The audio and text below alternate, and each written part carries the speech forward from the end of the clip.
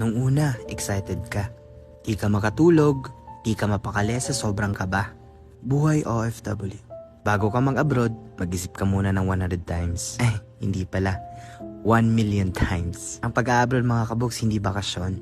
Pwede kang mag-enjoy, pwede kang gumala, pwede kang mag-explore.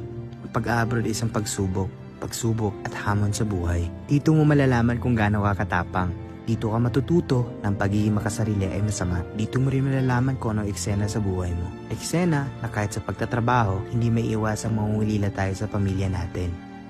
Ako ay isang OFW dito sa Saudi Arabia. Magpa 5 years na ako. 5 years na pagtitiis sa amo.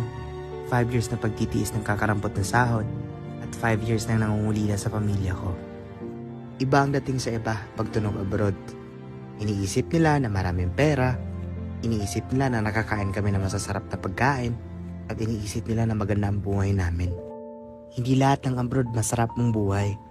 May mga pagkakataon na itlog na lang at noodles yung kinakain namin dahil mas inuuna naman yung responsibilidad sa pamilya. Dumaan yung mga birthdays, mga New Year, Pasko. Wala lang, dito lang kami sa kwarto. Scroll up sa mga posts sa mga kaibigan, posts sa mga kapamilya, o sa kamag-anak, bigla na lang tutuloy yung luha. Ganyan lang ang buhay. Pero alam nyo, bilib ako sa sarili ko. Nakaya kong tiisin ang kalungkutan. Yan lang yung nagpapatunay na matatag ka.